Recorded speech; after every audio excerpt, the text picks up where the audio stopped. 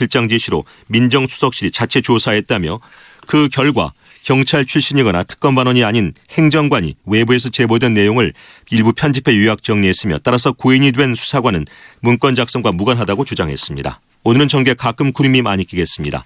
서울지방의 기온은 지금 5.2도입니다. 이성민이었습니다. KBS 제일라디오 5시 뉴스를 마치겠습니다. 5시 5분입니다. KBS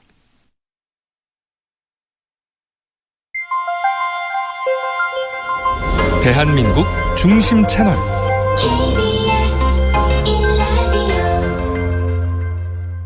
Listen, everyone.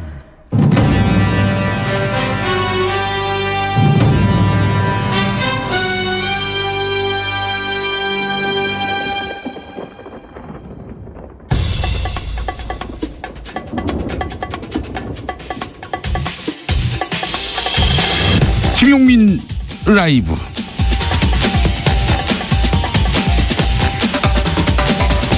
(2019년 12월 4일) 수요일입니다. 안녕하십니까, 김용민입니다.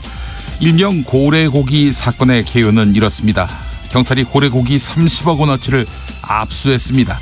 그런데 검찰이 이 압수품 대부분을 돌려주라고 했습니다. 근거는 압수당한 상인들의 변호사가 내민 유통증명서였습니다. 한마디로 이 증명서는 불법 포획한 고래의 고기가 아니라는 메시지였습니다. 그런데 이 유통증명서 가짜였습니다. 검사가 조금만 열심히 성실히 들여다보면 이 증명서가 가짜인지 진짜인지는 구분하기 어렵지 않았을 것입니다. 자, 근데 말이죠, 이 변호사가 검사 출신이었습니다. 그래서 경찰이 다시 살펴봤습니다. 가짜 유통증명서를 내민 검사 출신 변호사, 그리고 이를 보고도 압수 물품을 돌려준 현직 검사를 말이죠. 하지만 검찰의 방해로 이 두 사람에 대한 경찰 조사는 제대로 이루어지지 못했습니다. 도리어 열심히 수사했던 경찰은 피의사실 공표로 검찰 수사를 받아야 했습니다. 청와대까지 털 수 있는 그 예리한 칼날을 지닌 검찰, 자기 자신에게는 무디지 않는가 많은 국민은 의심합니다. 견제받지 않는 권력은 썩게 돼 있죠. 지금 우리 사회에 검찰의 감시자는 존재하고 있을까요? 당신의 저녁은 아침보다 똑똑하다. 여기는 김용민 라이브입니다. 대한민국에서 가장 겸손한 스피커가 되고 싶습니다. 여러분은 지금 KBS 1라디오를 듣고 계십니다. 유튜브에서 KBS 1라디오 검색하시면 용수처 모습 바로 보실 수 있겠습니다. 자, 김용민 라이브 오늘도 7시까지 힘차게 달려보겠습니다. 함께 하실 거죠?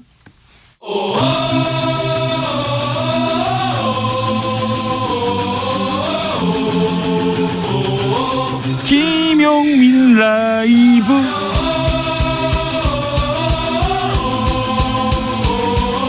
매일 오후 5시 5분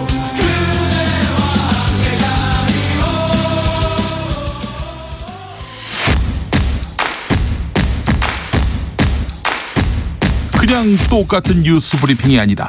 정치 뉴스 피로 해소에 딱 좋은 브리핑. 매일 5시 5분 절대 놓치면 안 되는 뉴스 505.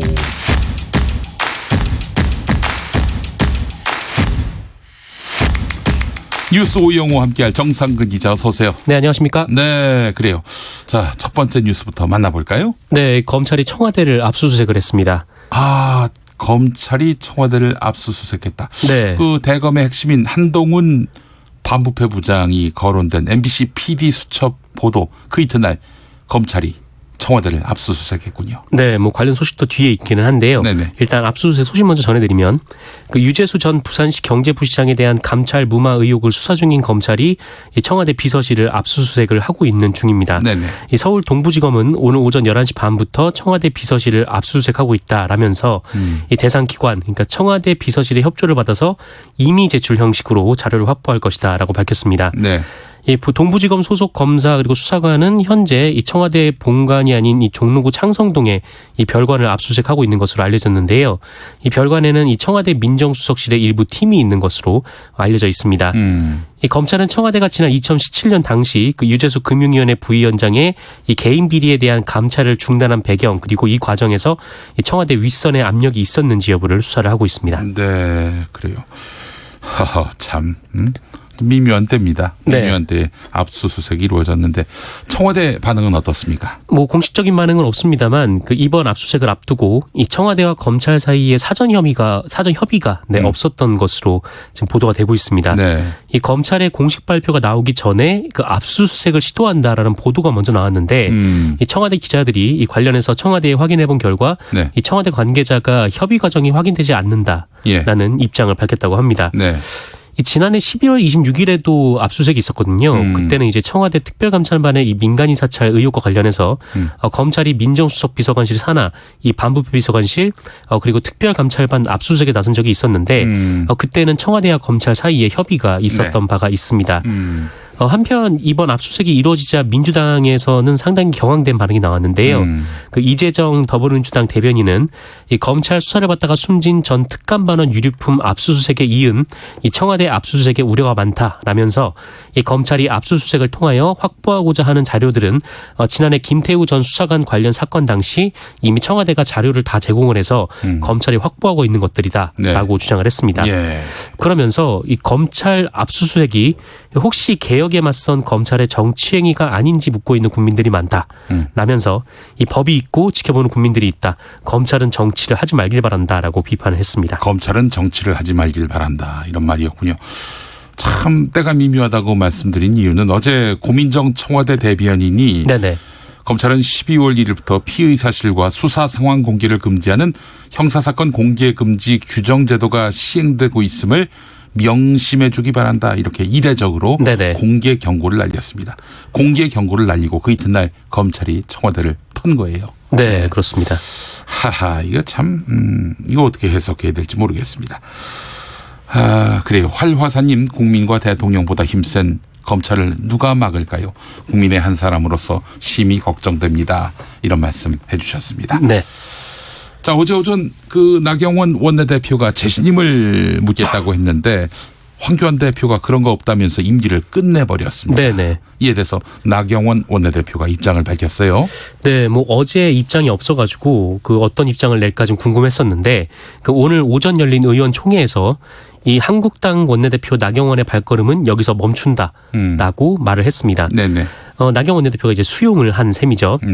하지만 이 몇몇 의원들의 반발이 좀 심화가 되고 있는데 네. 이 홍일표 의원 같은 경우는 이 문자를 보내서 다른 의원들한테 문자를 보내서 이 원내대표의 선출과 임기 연장 여부를 결정할 수 있는 권한은 오로지 의총에만 있다.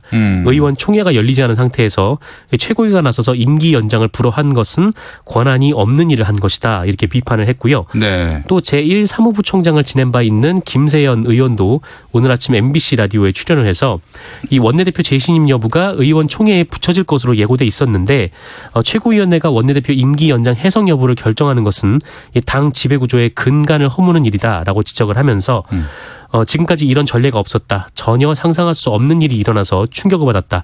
당이 근본적으로 해체되는 과정에 있는 것 아닌지 우려된다라고 말을 했습니다. 네. 이 김태흠 의원도 의총에서 이 비공개 발언을 거부를 하고 공개 발언을 신청을 해서 발언을 했는데 본인도 나경원 원내대표의 운영이 마음에 안 들어서 문제 제기를 많이 했지만 네, 호불호를 갖고 할 사안이 아니다. 이 해당 결정은 당 대표를 비롯한 이 최고위원들이 결정할 사안이 아니다라고 말을 하기도 했습니다. 예. 제가 어제 이 시간에 말씀을 드렸습니다. 황교안 대표가 아마 잘랐을 것이다. 네네. 나경원 원내대표가 의원총회에서 재신임 여부를 묻겠다는 이런 제안을 황 대표가 끊었을 것이다. 이렇게 이야기를 했는데 네. 아니나 다를까 그런 과정이었네요. 당 지도부가 원내대표는 교체해야 된다. 그렇습니다. 때가 됐으니 교체해야 된다. 이런 건데 그거를 원내에 그 국회의원들한테 맡기는 것이 의원총회에 맡기는 것이 합당하지 않았나 하는 그런 지적이 지금 보물처럼 터지고 있네요. 네, 뭐 당원 당규에도 좀 관련 규정이 있기도 하고, 네. 네, 또 어제 이제 MBC 보도에 따르면 나경원 원내대표가 어제 오전에 재신임을 묻겠다 이렇게 얘기를 하자 이 황교안 대표가 경로했다라는 네, 그런 그래요. 보도가 있기도 했었습니다. 네, 네네. 알겠습니다. 오늘 아침에 나경원 원내대표가 당 최고위원회에 참석하지 않았습니다. 나 대표도 경로를 한 셈이죠. 네, 하지만 이제 수용으로 네, 입장을 바꾼 것 같습니다. 의원총회에서 말이죠. 네. 입장을 바꾼 건 아니고, 네, 그렇습니다. 이런 와중에 자유한국당 3선 김영우 의원이 불출마를 선언했습니다. 네, 이 쇄신 요구를 단식으로 넘어간 후에 이 사무처를 친황에서 친황으로 물갈이한 황교안 대표여가지고 이 언론에서는 좀 흔들리는 지도력을 돌파했다 이렇게 호평을 했었는데 네. 이 어제 원내대표 교체건으로 좀 잠재됐던 불만이 터진 모양입니다. 네, 네. 뭐 의원들 발언도 그렇고요. 이 자유한국당 수도권 3선인 김영우 의원이 오늘 당의 쇄신을 요구하면서 내년 총선 불출마를 선언을 했습니다. 김영우 의원은 국회에서 기자회견을 열고 우리 스스로를 깨부수지 않는 한 단순한 정치 기술과 이 정치 공학, 이 상대방에 대한 공격적 언어만으로는 국민과의 간격을 메울 수가 없다라면서 지금의 한국당은 너무나 작은 그릇이다라고 비판을 했습니다. 네. 그러면서 새 술과 새 부대를 위해 자리를 비우겠다. 이 지도부도 나서줘야 한다. 당대표께서 말한 것처럼 모든 것을 내려놓아야 한다라고 덧붙이기도 했습니다. 네. 당내에서 설 자리가 없으셨나? 사실 바른정당 갔다 돌아왔거든요. 네네. 김영우 의원. 황 대표하고의 관계가 어떤지도 궁금해집니다. 뭐 네. 본인은 이제 살신성인 하는 차원에서 지금 이제 불출마한 의원들 중에 이른바 친박으로 분류되는 의원은 없는 것으로 친박으로 알고 있습니다. 분류되는 의원도 없고 친황으로 분류되는 의원도 없고. 네네. 예, 알겠습니다. 자, 민주당이 이제 자유한국당을 배제하고 본격적인 입법 작업에 나선 것 같습니다. 네, 이 나경원 자유한국당 원내대표가 좀 뜬금없이 내려가 버린 상황이어서 네네. 이 더불어민주당에서도 어제 고민이 많았던 것으로 좀 알고 있는데 이 더불어민주당은 내년도 예산안과 민생 법안 그리고 패스트트랙 법안의 절차에 따른 처리를 위해서 자유한국당을 제외한 다른 야당과의 협상을 본격화한다. 네, 이런 방침을 밝혔습니다. 네네. 뭐 민주당은 어제까지 이 패스트트랙을 철회하라라고 자유한국당에 최후 통첩을 보낸 바가 있는데 이 더는 자유한국당의 태도 변화를 기다릴 수가 없다라는 판단인 것으로 언론에서 지금 보도가 나오고 있고요. 네. 이에 이해찬 대표가 오늘 최고위원회의에서 어제까지 시한을 두었던 민생법안 필리버스터 철회 그리고 국회 정상화 요구에 자유한국당이 응하지 않았다라면서 오늘부터 한국당을 제외한 이 다른 야당들과 공식적으로 예산안, 이 검찰개혁 법안, 이 선거법 개정안 협상에 들어갈 예정이다. 사실 나경원 원내대표가 내려가면은 네네. 자유한국당에서 새로운 이제 원내 지도부가 구성되지 않겠어요? 네네. 그분들하고 민주당이 새롭게 그 협상하지 않겠는가 이런 짐작도 있었는데. 네, 영향이 있지 않았을까 했는데 네. 오늘 오늘 아침 황교안 대표가 최고위원 회의에서 네. 국민의 명령은 기득권을 내려놓고 더 치열하게 이 좌파 정권의 장기 집권 음모에 맞서 싸우라는 것이라고 말을 한 걸로 봐서 네. 이 선거법 등에 대한 뭐 그 자유한국당의 입장이 좀 변화가 없는 것으로 풀이가 되고 있습니다. 협상 의지가 없어 보인다. 네네. 민주당이 그렇게 간주했다. 이런 얘기죠? 네, 그렇습니다. 네. 알겠습니다. 자, 어제 방송된 MBC PD 수첩 내용 이런 거였습니다. 검찰 기자단과 네네. 검찰의 유착 관계 이 내용을 폭로했는데 이와 관련해서 검찰이 입장을 표명했네요. 네, 뭐 대검찰청이 입장문을 냈는데요. 이 브리핑과 문자 메시지 등을 통해서 이런 공보를 하는 것은 알 권리 보장 그리고 오보 방지 등을 위한 당시 공보 준칙에 따른 것이다라고 밝혔습니다. 이 PD 수첩이 여기에 또 이 진위 확인이 곤란한 익명의 취재원을 내세워서 일방적인 축축성 내용을 방송한 것과 그리고 이것은 이제 검찰과 출입기자단의 명예를 훼손한 악의적인 보도라고 반박을 했는데요. 그러니까 검찰이요? 네, 검찰이 그렇게 주장을 했습니다. 출입기자단의 명예까지 신경을 써준 거네요. 네, 그렇습니다. 그러면서 이 무엇보다도 이 방송이 현재 진행 중인 중요 수사에 부정적 영향을 주려는 의도가 명백하다. 그래서 유감이다. 이렇게 주장하기도 했습니다. 네. 이에 대해서 한학수 MBC PD가 자신의 SNS를 통해서 입장을 밝혔는데요. PD 수첩 진행자예요. 네, 맞습니다. 이 방송을 본 국민들이 현명하게 판단할 것이다 라면서 이 복수의 익명 취재원을 내세운 것은 인터뷰에 응해준 현직 검사와 기자 등 취재원을 보호하기 위한 것이다 라고 설명을 했습니다. 네, 만약에 그 실명이 다 드러나면은 뭐 그분들이 네, 뭐 기자고 검사고 예. 네, 불이익이 예상되는 상황이기 때문에 그렇죠. 네, 그렇습니다. 자, 이 또 검찰에서는 펄쩍 뛰고 있는데 또 일부 검찰 기자단 중에 검찰 출입 기자 중에 네네. MBC PD 수첩은 한마디로 말해서 정권 편향적이다. 정권의 그 이익을 그 앞세운 보도다. 뭐 이렇게 평가하는 이들도 있던데 자, 선수끼리 이러면 안 되죠. 검찰 기자단하고 검찰에 유착이 없었습니까? 네. 없었다고 말한다면은 그거 진짜 명백하게 국민들을 기만하는 거죠. 네, 뭐 눈을 가리는 것이죠. 네, 네. 그렇습니다. 검찰이 저기 기사 권리를 던져주면 피의 사실을 공표하면 이걸 또 단독이라고 해서 또 보도를 했고, 이러면서 서로 공생한 거 아닙니까? 또 기자들은 또 나름대로 아무개가 네네. 지방검찰청장으로 유력하다 이런 식으로 보도를 해가지고 그 사람이 결국엔 또 그 자리에 앉을 수 있도록 뒤에서 또 밀어주는 서로 그 어떤 주고받는 것이 있었어요. 그걸 어떻게 부정합니까? 네, 뭐 사실 뭐 기자들 사이에서는 뭐 이미 오래 전부터 네. 뭐 익히 알려져 온 내용이기도 미디어 하고. 전문 기자 아닙니까? 정상근 기자. 이거 네, 없었다고 네. 말할 수 있어요? 없었다고 말할 수 없죠. 네, 알겠습니다. 없었다고 말할 수 없다. 네, 요게 국민들이 사실 네 새롭진 않습니다. 제 입장에서는 네. 아무 일도 없었던 것처럼 얘기하시면 그건 좀 곤란하지. 네. 아, 왜 좀 있었다. 뭐 이런 정도로 이야기를 시작해야 뭐 서로 대화가 통하는 거지. 이거 뭐 아예 없었다는 식으로 나오시면 좀 곤란하다. 네. 이런 말씀을 드리겠습니다. 도쿄올림픽 성화 출발 지점에서 이거 참 웃을 일이 아닌데 방사선 고설량 지점이 발견됐다고 하는데 이 내용도 좀 전해 주시죠. 네, 이 환경단체 그린피스가 오늘 보도자료를 내고 이 도쿄올림픽 성화 출발지로 지정된 이 제이빌리지라는 곳이 있습니다. 이곳에 이제 방사능을 측정을 해봤는데 이 방사선 고설량 지점 핫스팟이라고 불리는데요. 아, 핫스팟이에요 이게? 네네. 이 핫스팟을 발견했다라고 밝혔습니다. 아, 그러면 이게 방사선 그 양이 상당하다는 얘기 아닙니까? 네, 그렇습니다. 이제 엄청난 양의 이 방사능이 검출됐다라는 의미가 되는데 네네. 이 제이빌리지라는 곳은 이 후쿠시마 제2원전에서 20km 정도 떨어진 지점인데요. 일본 현지의 유소년 축구팀 그리고 해외 축구 선수단이 훈련 시설로 이용하고 있는 곳이기도 합니다. 그린피스가 측정을 한 결과 이 핫스팟은 주로 잔디나 나무 조경에 있었는데요. 특히 이 경기장 부근 주차장에서는 최대 71 마이크로 시버트가 나왔는데 네. 이게 어느 정도냐면 2011년 3월에 이 후쿠시마 원전 사고가 났는데 그 이전에 비해서 1775배 이상이 세상에. 검출이 된 겁니다. 네네. 심지어 이곳은 일본 정부가 수년간 재염 작업을 했다라고 밝힌 곳이었는데 재염 작업했음에도 불구하고 네. 이 정도란 얘기죠. 맞습니다. 그럼 그린피스는 이것은 일본 정부가 효과를 강조해온 이 재염 작업이 철저하게 실패했다는 것을 보여준다라면서 네네. 후쿠시마 방사선 오염 수준이 한 국가의 통제 범위를 벗어난다는 점을 시사한다라고 경고를 했습니다. 이에 그린피스는 지난 11월 이 조사 결과를 일본 환경상 그리고 올림픽 위원장 등에 보내면서 이 제이빌리지 핫스팟에 대한 이 재염 작업을 실시할 것을 강력히 요청을 했는데 일본 측은 그린피스 서신에 공식 답변을 하지 않았습니다. 하지만 슬쩍 핫스팟은 제거한 것으로 알려졌습니다. 네. 그런데 이 핫스팟은 또 언제든 또 다시 생길 수 있다라고 하고요. 참.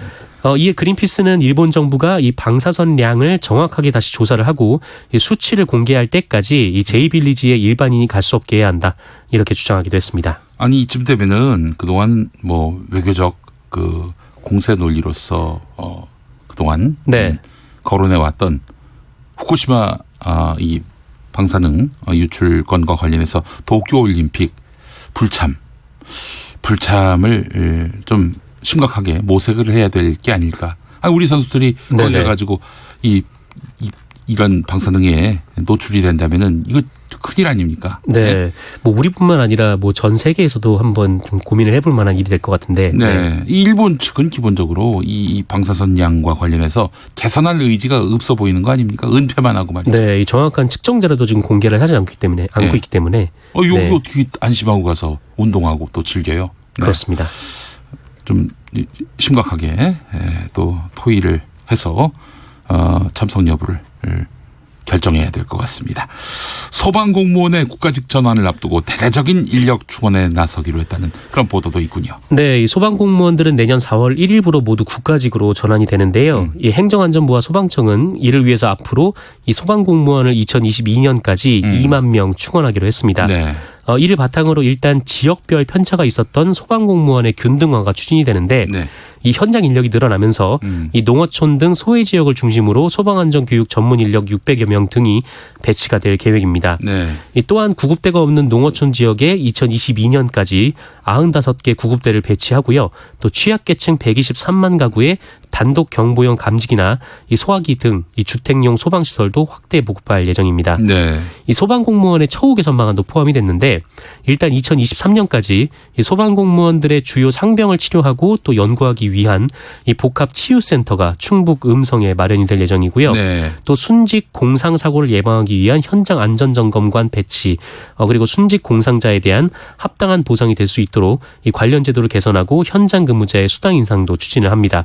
또 직원의 사기 신작을 위한 특별 승진도 확대를 하고요. 네. 이 무엇보다 이 소방공무원의 국가직 전환에 따라서 재난에 대한 국가 단위 총력 대응 체계 구축도 나설 예정인데 이 소방 출동 기준을 재난 현장 근거리 기준으로 편성할 수가 있게 됩니다. 그러니까 이전에는 시도가 다르면 네. 경기도가 가까운데도 뭐 다른 뭐 서울이나 인천에서 출동을 해야 했다면 네. 이제는 무조건 가까운 소방서에서 아이고. 달려올 수 있다라는 의미입니다. 예, 다행입니다. 이제 정말 소방관들에 대한 처우가 네네. 전국 동일하게 된 거 아니겠어요? 그렇습니다. 예. 소방 대응 능력도 전국이 동일해지기를 바라는 마음 간절히 가져봅니다. 네. 알겠습니다. 자, K75591661 계정 쓰시는 분, 저도 조직 생활하지만 스스로 개혁하는 걸 보지 못했습니다. 검찰은 외부 충격 요법 없이는 절대로 스스로 개혁하지 못합니다. 이런 말씀하셨네요. 네. 자, 그리고 지니님, 올림픽에서 우길기도 사용한다고 하는데 하켄 크로이츠 같은 의미라는 것을 스티커로 만들어서 배포해서 올림픽에서 우길기 사용하지 못하도록 해야 하지 않을까요? 이런 의견 주셨고. 자, 6726번 쓰시는 분, 한국당 참 재밌게 됐네요. 친홍, 친박, 친왕의 친나파. 사강구도인가요? 라고 말씀해 주셨습니다. 자, 정상근 기자 수고 많이 하셨습니다. 네, 고맙습니다. 네, 그래요. 뉴스 505였고요. 교통정보센터 다녀오겠습니다. 윤여은 씨. 네, 고속도로 곳곳에 돌발 상황과 작업 구간이 자리 잡고 있습니다. 남해고속도로 순천 쪽 광양터널 1차로에 고장난 차가 있고요. 평택 시흥고속도로 시흥 쪽은 군자분기점 1, 2, 3차로에서 사고를 처리하고 있어서 8km 구간에서 밀립니다. 경부고속도로 부산 쪽은 입장 부근 5차로에 고장난 화물차가 있어 일대 혼잡하고요. 서울 쪽은 입장휴게소 부근에서 작업을 하고 있어서 천안에서 북천안 쪽으로 10km나 밀립니다. 계속해서 서울 방향 기흥 동탄에서 수원과 신갈 분기점에서 죽전휴게소, 또 서울 요금소와 판교 분기점, 그리고 양재에서 한남까지 정체입니다. 영동고속도로 인천 쪽은 작업 여파로 동수원에서 북수원 쪽으로 7km, 그리고 월곡 분기점에서 서창까지 5km 정체입니다. 서울 외곽고속도로 판교에서 구리 쪽은 강일 3차로에 고장난 소형 화물차가 서 있고요. 일산에서 판교 쪽은 노우지 분기점에서 송내까지 밀립니다. KBS 교통정보센터였습니다. 김용민 라이브 용퀴즈 온더 블럭. 어제 방송 내용 중 일부를 들려드립니다. 잘 들으시고 빈칸에 들어갈 단어를 맞춰주세요. 크리스마스 선물 얘기가 나와서 그런데 도널드 트럼프 미국 대통령이 복장을 하고 네, 평양으로 가면 어떨까요? 복장을 하고. 예, 그래 놓고 합의문을 갖고 가서 도장을 찍으면 정말 얼마나 보기도 좋고 네. 세계인이 아마 굉장히 주목할 겁니다. 김정은 위원장은 루돌프 복장을 해야 하는 건가요? 네. 정답 보내실 곳은요. 문자는 샵 9730, 짧은 문자 50원, 긴 문자 100원, KBS 모바일 앱 콩으로 보내시면 무료입니다.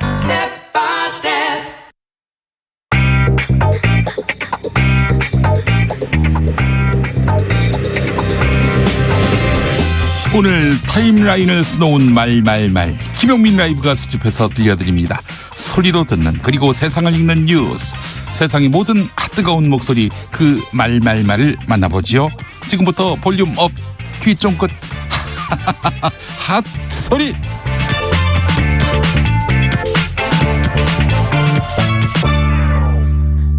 나경원의 발걸음은 여기서 멈춘다.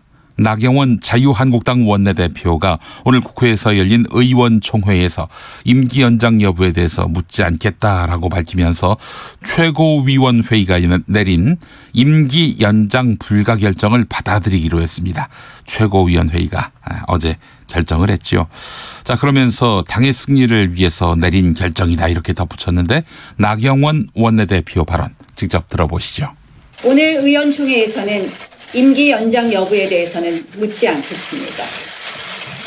권한과 절차를 둘러싼 여러 가지 의견이 있습니다만 오직 국민의 행복과 대한민국의 발전 그리고 당의 승리를 위해서 내린 결정입니다. 자유한국당 원내대표 나경원의 발걸음은 여기서 멈춥니다. 그러나 자유민주주의의 수호와 자유한국당 승리를 위한 그 어떠한 소명과 책무도 마다하지 않겠습니다. 황교안 자유한국당 대표가 나경원 원내대표의 임기 연장을 하지 않기로 결정한 것을 두고 자유한국당 내부에서 일부 의원들이 반발하는 등 논란이 일고 있습니다. 이제는 전 여의도연구원장이 된 김세연 자유한국당 의원은 최고위원회의가 원내대표 임기 연장 해석 여부를 결정하는 것은 당 지배구조의 근간을 허무는 일이다. 자유한국당이 정말 말기 증세를 보이는 것이 아닌가 하는 심각한 우려를 하고 있다. 이렇게 비판했습니다. MBC 라디오 김종배의 시선집중 인터뷰 들어보시죠. 원내대표의 재신임 여부가 바로 오늘 의원총회에서 붙여질 것으로 예고가 되어 있음에도 불구하고 그렇죠. 최고위가 이렇게 원내대표의 임기 연장의 해석 여부를 결정하는 것은 당 지배구조의 근간을 허무는 일입니다. 마치 삼권 분립이 보장되어 있는 국가에서 사법부가 직접 입법을 시도하거나 직접 행정 조치를 내린다거나 또는 행정부가 법률을 개정한다거나 이런 아주 근본적인 당 구성의 근간을 흔드는 이런 행위입니다. 이런 식으로 당 운영이 되어서는 정말 곤란하다. 이거는 좀 당이 정말 말기 증세를 보이는 것이 아닌가 하는 심각한 우려를 가지고 있습니다. 이런 가운데 자유한국당 차기 원내대표 경선에 처음으로 출사표를 던진 의원이 있습니다. 바로 강석호 자유한국당 의원인데요. 강석호 의원은 KBS 1라디오 김경래의 최강시사에 나와서 199개 한 건에 자유한국당이 필리버스터를 신청한 것은 성급한 결정이 아니었나 생각된다. 민생 법안을 모두 건 부분에 있어서 좀 더 신중해야 한다고 생각한다. 이렇게 견해를 밝혔습니다. 강석호 의원 발언 직접 들어보시죠. 만에 하나 얕은 장꾀로 서로를 불신게 만들면 더 큰 실망감으로 믿음은 없어집니다. 어느 것이 서로를 위하고 국민을 위한 그런 해법 정치인가를 인식하에 협상을 해야 될 거다. 저는 그런 생각을 갖고 있습니다. 필리버스터 말씀을 꺼내셨으니까 여쭤보는데요. 199개 안건에 대해서 필리버스터를 신청을 했잖아요. 이 부분은 방금 말씀하신 잔꾀에 해당된다고 보시는 거예요? 뭐 장꾀라기보다는 저희가 할 수 있는 방법은 했는데 이런 부분은 저희가 좀 약간 성급하지 않았나 그런 생각을 합니다. 그러면은 만약에 이제 원내대표가 되시면은 필리버스터를 철회하고 적극적으로 협상에 나서겠다 이렇게 받아들이면 되겠네요. 청취자분들 입장에서는. 그것은 이제 우리 의원총회에서 제가 아직 원내대표가 되지 않았기 때문에 감히 먼저 앞서 나가는 말씀은 드릴 수가 없고 그것은 의원총회에서 이제 의원님들하고 다시 한번 중지를 모아봐야 되겠죠. 하지만 민생 법안을 모두 그런 부분에서는 그것은 좀 더 저희가 신중해야 된다 그런 말씀을 드립니다. 신속 처리 안건 패스트트랙으로 지정된 선거법 개정안을 둘러싸고 여야 협상이 난항을 겪고 있는 가운데 자유한국당 원내대표 교체 카드를 내걸었습니다. 이 카드가 앞으로 패스트트랙 전국에 어떤 영향을 불러올지 주목되는데요. 이런 가운데 심상정 정의당 대표가 정당 지지율과 의석수를 연동시키는 연동률은 현재 원안인 50%, 즉 준연동형으로 유지돼야 한다. 이렇게 다시 한번 강조했습니다. 그러면서 준연동형 원칙이 지켜지면 여야 사당 4+1 테이블에서는 당장이라도 결론 내릴 수 있다고 본다. 이렇게 말했습니다. CBS 라디오 김현정의 뉴스쇼 인터뷰 들어보시죠. 이제 지금 자유한국당을 불러들여서 연동률을 이렇게 또 고무줄처럼 왔다 갔다 하는 거는 개혁성을 고무줄로 만드는 거예요. 그러니까 못 받는다 말씀이시죠? 그렇죠. 그거 움직이는 건 제가 받고 안 받고가 아니라 개혁하고자 하는 일인데 매번 선거제도 가면 막판에 이제 이렇게 양당이 또 흐물흐물하게 만들어서 결국은 빛 좋은 개살구 만든 게 오랜 낡은 국회의 관행이거든요. 그렇게 돼서는 안 된다. 알겠습니다. 예, 그런 얘기고 숫자는 얼마든지 조정할 수 있다. 그러니까 그거는 뭐 이해관계 각 당의 이해관계를 아예 무시할 수는 없지만 그래도 개혁을 전제한 조정이 돼야 되고 그러려면 준연동형은 흔들림 없는 원칙이 그건 흔들림 없이 가고 의석수는 어느 정도 조정? 의석수는 여야 사당 어느 정도까지 가능하다고? 여야 일단 사당 한국당은 지금 빼고 얘기하는 거고요. 그러니까 저는 준연동형 원칙이 지켜지면 여야 사당 4+1 테이블에서는 당장이라도 결론을 낼 수 있다고 봅니다. 김용민 라이브. 김기현 전 울산시장 측근에 대한 청와대 하명 수사 의혹과 관련해 다시 소환된 사건이 하나 있습니다. 오늘 모두에서도 언급한 일명 고래고기 사건인데요. 잠시 후 속 인터뷰에서 관련한 이야기 자세히 나눠보기로 할 텐데 이른바 이 울산 고래고기 사건에 전관예우 차원의 윗선이 개입했다 이런 주장이 다시 나왔습니다. 울산 고래고기 사건을 처음 이슈화했던 해양환경단체 핫핑크 돌핀스의 조약골 대표가 TBS 라디오 김호준의 뉴스공장에 나와서 유통업자 즉 변호사가 울산지방검찰청에서 2011년부터 2013년까지 2년 동안 근무했던 검사였다. 그리고 그 후임이 고래고기 관련 업무를 담당했던 검사다. 이렇게 밝혔습니다. 들어보시죠. 검찰에서는 그럴 만한 적법한 사유가 있었다고 하는 것이고 경찰에서는 이해가 안 간다라고 하는 것이고 그래서 이제 경찰이 고발된 해당 검사를 수사하려고 했더니 검사는 적법하다는 답변을 하고 그리고 해외 연수를 가버려서 제대로 수사할 수 없었고 거기 꽉 막히게 되는 것이고 그런데 그런 일이 벌어질 정도면 당시 선임된 변호사와 해당 검사 사이에 각별한 관계가 아니냐 이런 의혹도 이제 제기된 거죠 말하자면. 그죠? 네. 그래서 전관 예우를 받는 그런 그 변호사가 그 울산지검에서 2011년부터 2013년까지 2년간 근무했고요. 그 다음에 이 고래고기 관련 업무를 담당했던 검사입니다. 아, 그렇군요. 자기가 그 담당을 했던 사람이니까 고래고기 관련돼서는 우리 법령이 되게 허술한 지점이 되게 많습니다. 그 부분을 이제 파고들었던 거죠. 수사에 꼭 필요한 이런 영장을 청구를 하면 검찰 단계에서 그것을 기각을 한다거나 그래서 수사가 제대로 진행되지 못했고 울산지검이 진실을 밝힐 의지가 없는 것은 아니냐. 어스, 윈드 앤 파이어의 디셈버 흐르고 있는데요. 혼돈의 12월이네요.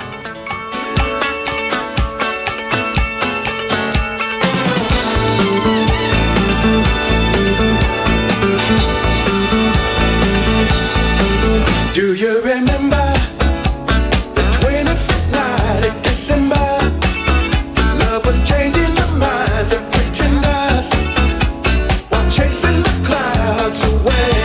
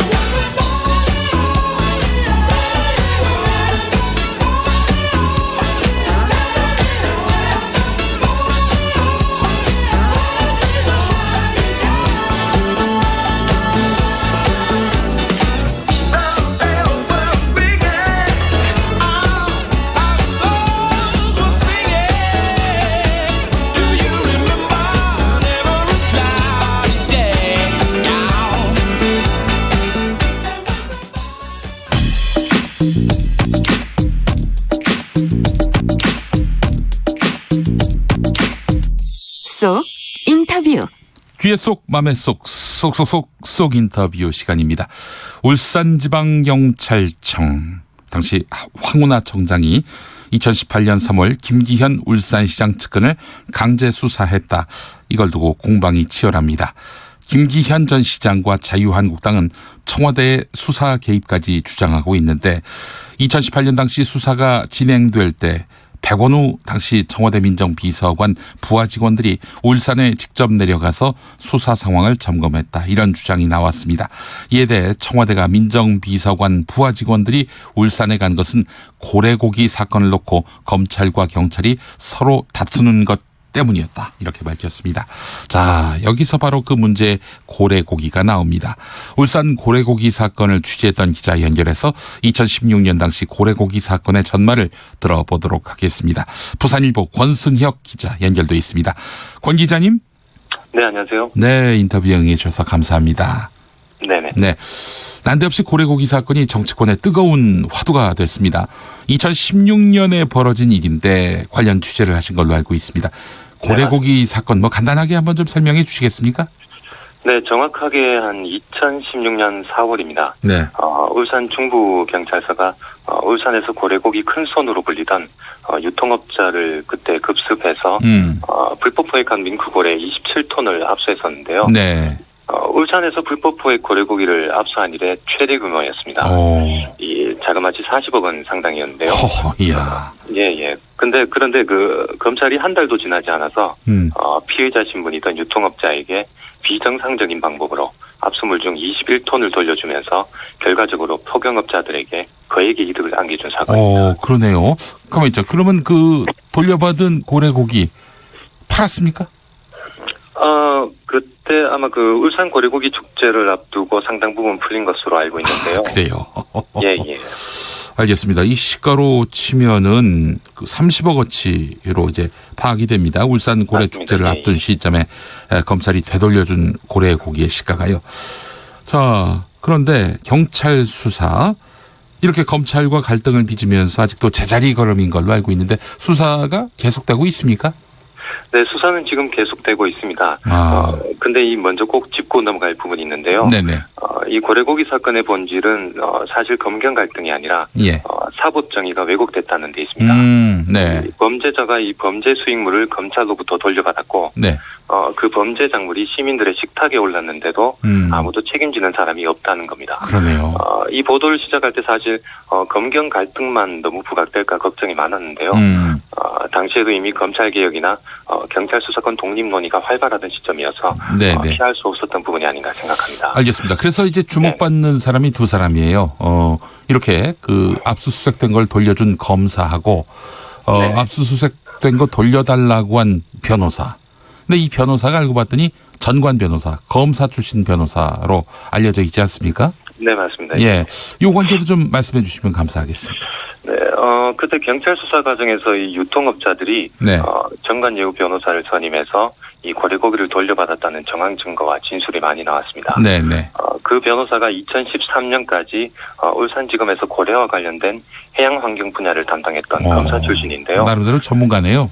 그렇죠, 예. 네. 당연히 이 사건에 어떤 법조계의 고질적 병폐라고 볼 수 있는 정관 예우가 작용했을 수 있다는 강한 의심이 들 수밖에 없었습니다. 네. 거기다가 이 검사 시절 고래고기 사건 등을 담당했던 까닭에 어떻게 하면 고래고기 압수물을 돌려받을 수 있는지 법의 맹점이나 방법 등을 자세히 알고 있었으리라 추정합니다. 그래요. 알겠습니다. 예. 수임료는 얼마나 받았는지 알 수 있습니까? 수임료를 그때 경찰 수사 과정에서 그게 전부 수임료로 들어가는지 모르겠지만 변호사한테 한 2억 원 정도 들어갔다고 알고 있습니다. 네, 그렇군요. 어이구, 수익에 비해서는 한 30억 정도 수익을 봤다는 건데 변호사 비용은 그렇게 많지 않네요. 근데 이 압수수색된 고래고기를 돌려준 이 검사 돌려주도록 그 수사 지휘한 검사 같은 경우는 이 변호사하고 어떤 특별한 관계가 있나요? 그 당시에 이 수사 과정에서 나왔던 얘기지만, 그 담당 검사하고 직접적인 관계가 있다고 보긴 힘들고요. 네. 그 위에 어떤 검찰 간부하고, 그 같은 대학교 이 법대 선후배 사이가 아니었나. 그래서 어떤, 전직 어떤 검사 출신인데다가 네. 자기 선배가 울산지검의 해당 검사인데 선임으로 있었다 보니까 네. 정관료를 받은 게 아닌가 그렇게 추정하고 있습니다. 아, 그래요. 알겠습니다. 아무래도 수사 부실로 봐도 무리는 아니겠죠? 네, 검찰 입장에서는 적법한 절차에 따라 진행을 했다. 부실 수사나 봐주기는 없었다. 이렇게 해명하고 있는데요. 아무리 봐도 이거는 봐주기 같은데요. 제가 볼 때도 고래도 웃고 갈 일이 아닌가 생각합니다. 고래가 웃을 일이에요. 네. 사실 이 쟁점이 검찰이 압수물이 불법 포획된 고래인지 아닌지 이게 분석하는 고래 연구소의 DNA 검사 결과가 나오기도 전에 네네. 이 폭염금과 결탁된 유통업자에게 고래고기를 돌려줬다는 점입니다. 이 검찰은 이 고래 연구소의 DNA 분석 결과가 증거 능력이 없다고 줄곧 해명하고 있는데요. 네네. 무죄 추정의 원칙에 따라 돌려줬다는 얘기입니다. 근데 이게 또 조금만 들여다보면 네. 설득력이 상당히 떨어지는 이야기라는 걸 검찰 알 수 있는데요. 네. 왜냐하면 먼저 결과적으로 이 압수된 고래고기가 모두 이제 불법 포획 고래고기로 판명이 났고요. 네. 그리고 법원도 대부분 불법 포경 사건에서 고래연구소 유전자 분석 결과를 증거로 삼아서 이 유죄로 판결하는 경우가 많습니다. 네. 이 검찰이 이 사건에서만 유독 증거 능력이 없다고 핑계를 대고 있는 것이죠. 네. 애초에 유통증명서를 보게 되면 이 변호사가 검찰에다 내민, 그래서 압수당한 고래고기 돌려달라라고 하면서 내민 유통증명서는 이 고래고기가 불법 포획된 것이 아니다. 그 내용을 담은 증명서였잖아요. 네, 그렇죠. 보통 이 유통업자들이 이 식당마다 이 고래고기 유통증명서를 갖고 있습니다. 네. 그런데 그때 불법 포획한 이 고래고기의 경우에는 유통업자들이 압수물을 돌려받으려고 네. 이 검찰하고 경찰에 고래고기 유통증명서를 제출했는데요. 네. 이 경찰 수사 과정에서 대부분 가짜 고래고기 유통증명서로 밝혀졌습니다. 예. 그러니까 이 검찰에서 이 고래고기 유통 증명서조차 제대로 확인하지 않았다는 얘기가 되겠죠. 아니 그러면 검찰이 이거를 가짜인데 그럼 최소한 이건 인정해야 되는 거 아닙니까?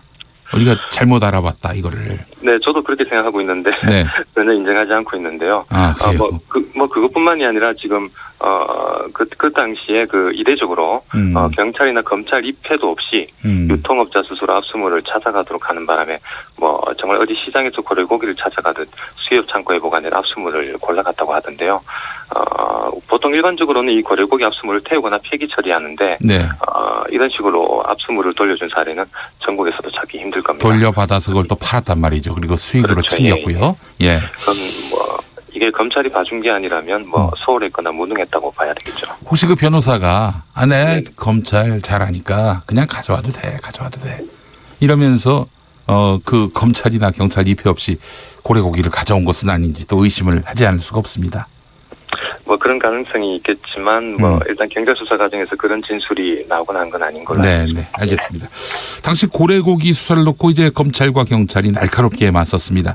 이 사건이 결국 국민청원으로까지 올라갔는데 청와대 해명대로라면은 백원우 전 민정비서관 휘하의 특별감찰반이 고래고기 수사와 관련해서 지난해 1월 울산에 갔다면 바로 이 즈음일 텐데 어떻게 보세요? 이게 울산시장 측근 사건으로 내려온 거라고 보시는지 아니면 고래고기 사건으로 그 상황을 파악하기 위해서 내려온 거라고 보시는지 기자님은 어떻게 판단하세요? 네, 청와대가 오늘 숨진 수사관이 조사했다는 고래고기 사건 보고서를 공개한 것으로 알고 있는데요. 네네. 논란이 완전히 가신 것은 아니지만 울산에서 고래고기 사건을 조사한 건 사실로 보입니다. 네. 당시 고래고기 사건이 한창 화제가 됐었고 경찰 수사가 본격화되면서 검경 갈등이 심각했던 것도 일치되는 사실이고요. 네. 하지만 당시 수사관이 고래고기 사건만 알아봤는지 김기현 전 울산시장 측근 사건도 알아봤는지 의혹이 여전히 남아있는 것 같은데 지켜봐야 할 문제인 것 같습니다. 그 관계를 취재하신 건 아니니까요. 예. 자, 얼마 전에 비극적으로 생을 마감한 청와대 감찰반원 출신 검찰 수사관 A씨가 김기현 전 울산시장 측근 사건과 별개로 고래고기 사건 때문에 울산을 방문했다고 청와대가 밝혔는데 고래고기 사건이 그래서 이 화제의 중심에 섰습니다. 이달에 기자상 받으신 걸로 알고 있어요. 예, 그렇습니다. 우리 권승혁 기자님이요? 예. 고래고기 사건이 3년 만에 다시 주목받고 있는 현실 어떻게 생각하고 계십니까? 그때는 상당히 과분한 상이었는데요. 네. 무엇보다 사건의 진실이 아직 밝혀지지 않은 상태에서 상을 받았다 보니까 네. 좀 마음 한구석에 좀 불편한 점도 있었던 게 사실입니다. 네. 그리고 검찰이 그 하명 수사 의혹을 수사하듯이 고래고기 사건도 다뤘다면 아마 벌써 해결되고도 남았을 시간인데요. 네. 다행인 점은 이제라도 이 사건이 좀 왜 미궁에 빠졌는지 진실을 밝혀달라는 목소리도 조금씩 나오는 것 같아서 다행인 것 같습니다. 네. 수사가 종결된 게 아니다라고 말씀하셨는데 그 검사는 지금 뭐 하고 있습니까? 고래고기를 돌려주었던 검사. 그 담당 검사가 그 당시 고래고기 사건이 불거지면서 2017년 12월에 캐나다로 1년 동안 해외 연수를 갔었거든요. 그것도 경찰이 수사하니까 간 거 아니냐 이런 말들이 있더군요. 원래 예정된 해외 연수라고 하던데요. 본인은 그렇게 얘기합니까? 예. 네. 그런데 캐나다도 1년 동안 해외 연수를 갔다가 복귀한 게 지난해 12월입니다. 네네. 당시에 경찰에서 몇 차례 또 출석 요구를 했지만 출석하지 않았고요. 네네. 그러다가 올해 1월에 경찰이 서면 답변서를 받기는 받았었는데 원칙과 절차대로 고래고기를 돌려줬다. 네. 그 이상의 답변은 받아내지 못했었습니다. 경찰이 강제 수사를 하려고도 했습니까? 네, 경찰이 강제 수사를 하고 싶었지만 아시다시피 경찰이 강제 수사를 하기 위해서는 영장을 받아야 되는데 검찰의 허락을 받아야 돼요. 그렇죠. 근데 이 사건을 수사하면서 각종 영장 신청 과정에서 검찰이 기각하거나 네. 아니면 제한적으로 청구하는 바람에 소기의 성과를 이루지 못했었죠. 네. 그 당시에 경찰에서는 만약 우리가 검찰에서 출석 요구를 받더라도 이 담당 검사처럼 할 수 있겠느냐, 일반인이었다면 상상도 못할 일이다, 이런 불만이 상당히 많았었습니다. 네. 그 뒤에 이 검사가 올해 2월달에 인천지검으로 자리를 옮겼고요. 사건 해결이 더욱 요원해졌다고 볼 수 있습니다. 그 다른 검사가 맡고 있어요? 지금 그 해양 환경 담당은 다른 검사가 맡고 있겠죠. 네, 알겠습니다. 당시 고래고기 수사진 중에 핵심 수사관, 경찰 쪽이죠. 경찰 수사관 2명은 현재 검찰 수사를 받고 있다고 들었습니다. 아니 이분들은 왜 수사를 받고 있는 건지도 말씀해 주시겠습니까? 상당히 좀 억울한 일이 아닐 수 없다고 생각하는데요. 네네. 고래고기를 수사하는 곳이 바로 울산경찰청 광역수사대입니다. 네네. 올해 1월달에 언론에 배포한 이른바 가짜 약사 사건에 대한 피의사실 공표죄 때문인데요. 그래요? 사실 울산 약사회가 이 부산과 울산, 경남 등지에서 이 약사 행세를 했던 30대 여성을 수사해달라고 경찰에 수사를 의뢰했던 사건이었습니다. 네네. 근데 검찰이 이 경찰을 상대로 인지 수사를 했었는데, 네. 그러니까 이 사건을 콕 집어서 피의사실 공표죄로 이 핵심 수사관 2명을 피의자 신분으로 조사하고 있는 상황입니다. 검찰은 자기들은 피의사실 공표한 적이 없다. 늘 그렇게 얘기를 하는데 경찰은 피의사실 공표를 하고 있다. 이렇게 보고 있는 거네요. 네. 경찰 입장에서 보면 경찰청 승인까지 받고 언론 브리핑을 했었고요. 네네. 또 유사 사건을 방지하기 위해서 공익적 목적으로 한 언론 브리핑인데 네. 이 검찰이 너무 무리하게 수사한다는 불만도 나왔었고요. 그리고 특히 이 고래고기 사건으로 검찰에 칼을 겨눈 수사관들이다 보니까 네네. 이 검찰이 사실상 복수를 하는 게 아니냐 이런 어떤 예측도 있었던 게 사실입니다. 네. 근데 이게 또 문제가 되는 게 이 검찰이 이들 수사관을 만약에 재판에 넘길 경우에 이 피의사실 공표죄가 생긴 지 한 60여 년 만에 처음 있는 일인데요. 이게 벌금형이 없고 최소 집행유예 같은 징역형을 받을 수밖에 없는 죄다 보니까. 그래요? 예. 이게 또 이분들이 사실 저도 이 수사관들을 알고 있지만 20년에서 30년씩 그 수사를 한 베테랑입니다. 네. 근데 개인 착복을 한 것도 아니고 네. 좀 공익적 목적에서 언론 브리핑을 한 건데 네. 졸지에 재판을 받게 생겼으니까 상당히 억울할 수밖에 없겠죠. 벌금형도 없고 징역형만 있다. 그러니까 집행유예나 그런 어떤 시경을 살게 하겠습니까만은 네, 그건 그렇겠죠. 예. 네, 알겠습니다. 자, 이번 고래고기 사건과 관련해서 이분의 이름을 이야기하지 않을 수 없습니다. 바로 황운하 전 울산지방경찰청장입니다. 이분이 이제 조만간 고래고기 사건의 비화를 다룬 책 검찰은 왜 고래고기를 돌려주었을까? 와, 이건 검찰을 정면 겨냥한 제목 아닙니까? 네, 그렇죠. 이 출판 기념회를 연다고 알려졌는데, 자, 이 황운하 청장이 이 책을 낸다는 소식 접하시고 어떤 생각이 드셨습니까? 황운하 청장이 사실상 출마를 결심했다는 이 보도를 봤을 때 총선 출마 예. 출판 기점에도 어느 정도 예상하긴 했었는데요. 네네. 아직 책에 어떤 내용이 들어있는지 확인해 보신 저도 못했습니다. 기자로서 사실관계를 좀 명확히 밝히지 못한 후회와 책임도 들고요. 아직 끝난 사건이 아니라는 생각도 여전히 강하게 됩니다. 네, 황운하 청장이기 때문에 검찰이 더 각을 세웠다라고 봐도 될까요? 그렇게 생각하는 사람들이 좀 상당히 많을 수 있다고 저도 보고는 있습니다. 네, 그래요. 알겠습니다. 더불어민주당 같은 경우 지금 최근 고래고기 사건과 관련해서 수사관 사망 경위에 의문이 없도록 진상을 철저히 규명해야 한다 이렇게 말했습니다. 현재 시점에서 고래고기 사건에 대해 어떤 의문들이 풀려야 된다고 보시는지요? 그 이야기를 전해주시면서 마무리하겠습니다. 네, 이 고래고기 사건 같은 경우에는 가장 중요한 게 사법 정의를 왜곡했다는 점인데요. 담당 검사가 왜 고래고기를 그 포경업자들한테 비정상적인 방법으로 돌려줬는지, 누구한테 혹시 지시를 받고 돌려줬는지, 네. 그런 부분들을 검찰 차원에서도 명확히 해명하고 혹시 될 수 있다면 좀 공신력이 있는 제3의 기관에서도 이런 부분들 좀 유심히 봐서 재수사라는 말이 좀 이상한데 왜냐하면 지금도 수사 중이니까 네. 좀 명확히 밝힐 수 있었으면 좋겠습니다. 네, 그래요. 철저한 진상규명만이 고래고기 사건의 답이 돼야 한다고 생각을 합니다. 검경 갈등 이렇게만 보지 말고 이 사건의 진실이 무엇인지에 대해서 관심을 갖는 언론의 또한 진정성 있는 태도도 기대해 보겠습니다. 자, 권승혁 기자님 오늘 말씀 잘 들었습니다. 네, 고맙습니다. 네. 6726번 쓰시는 분은 고래의 스마트폰에 결정적인 단서가 있을 것 같다 하면서 풍자해 주셨습니다. 6시 5분 2부에서 다시 오겠습니다.